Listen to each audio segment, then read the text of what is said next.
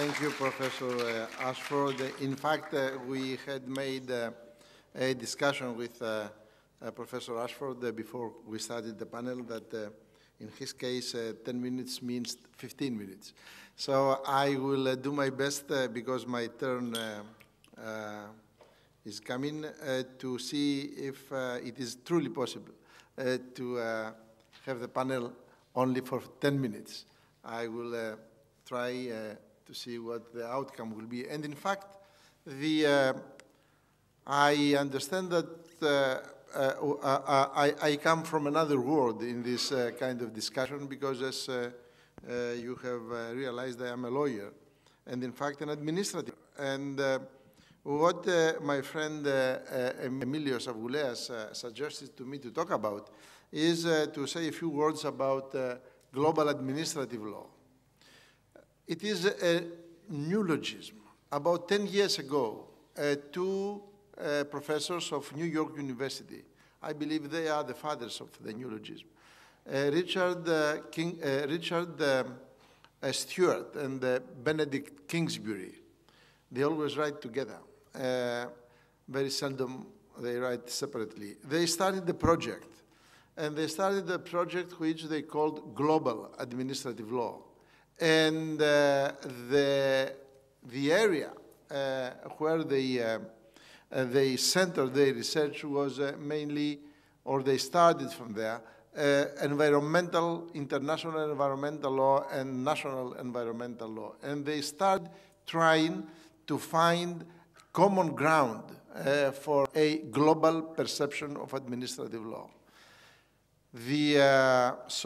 All the merit for this new area of research belongs to them, although very important scientists, administrative lawyers, political scientists from all over the world now are working very often with them or sometimes parallel to them in the field which remains a little bit vague at the moment of global administrative law. I need to say that when I was a student in the Faculty of Law of the University of Athens, and when I continued my studies in administrative law, it was unthinkable that we would one day have a global perception of administrative law, because administrative law is the most provincial, or used to be, the most provincial branch of law. It serves the national power of each state.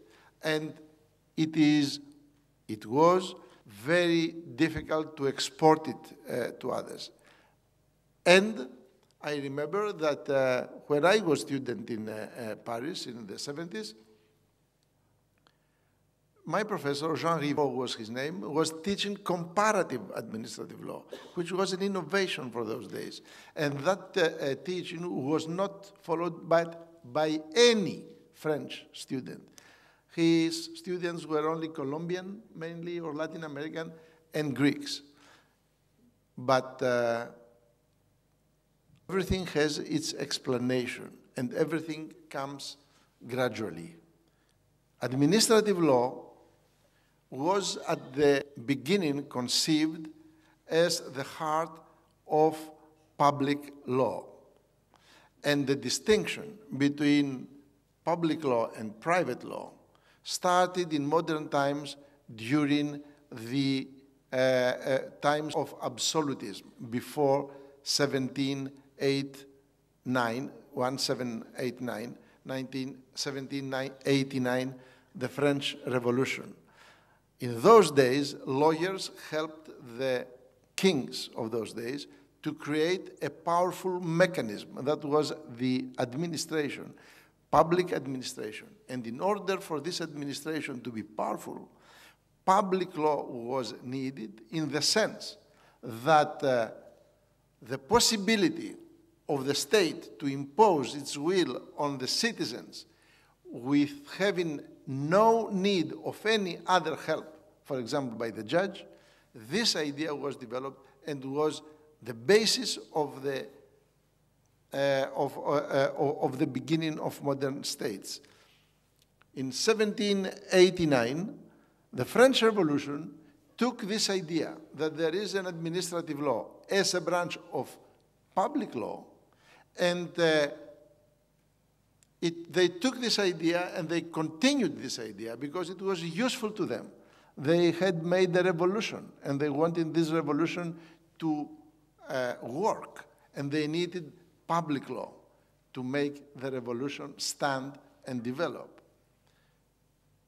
In 1873, this principle, the principle that administrative law is public law and only public law, was taken into a famous decision, the decision Blanco of the Supreme Court of France.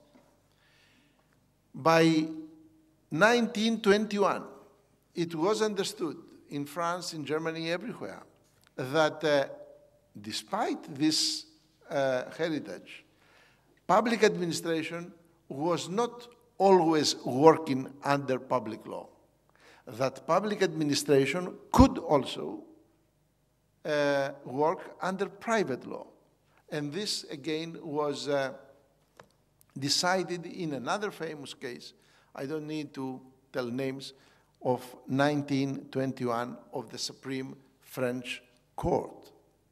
So all of a sudden, we know since 1921 that public administration may work under public law, but public administration may also work under private law.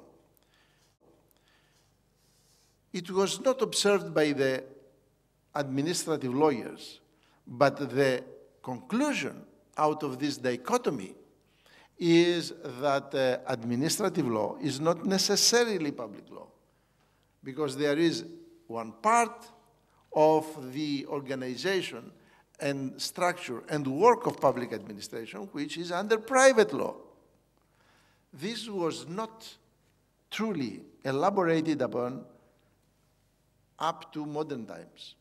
And we started elaborating in this area only when we started opening ourselves to the Anglo-Saxon world, which the Anglo-Saxon world, I need to remind you, has never experienced what is called absolutism, has never known the term Polizeistaat. They don't have it in their own terminology, because England developed differently since Magna Carta, and England gave the idea of the rule of law to the French Revolution, and the French Revolution made a wedding between administrative law as public law with the rule of law, and we have what we have today as modern democratic administrative law. So we realized in modern times that at the end of the day, what is important is not the division between public law and administrative law, but the administrative events, meaning administration, which we find here or there in the state working under public law or in the state working under private law, but also outside the state, into private companies, into international organizations, everywhere when we can find administrative events. So if the core of administrative law are the administrative events, then public administration is not understood anymore as public in the terms of the dichotomy public law, private law, but public in the sense of the general purpose, of the general interest. And this administration, this conception of public administration, goes beyond the limits of the states. So global administrative law was a necessity. It was the necessary outcome of that evolution. And we are trying now in various research centers of the world to elaborate all those principles of global administrative law, those principles which are the outcome, the general principles of law, which are the outcome of our conception of the man and the world in the states, in the international organizations, in private companies, under public law or under private law, and create a body of administrative law which is able to be proposed globally.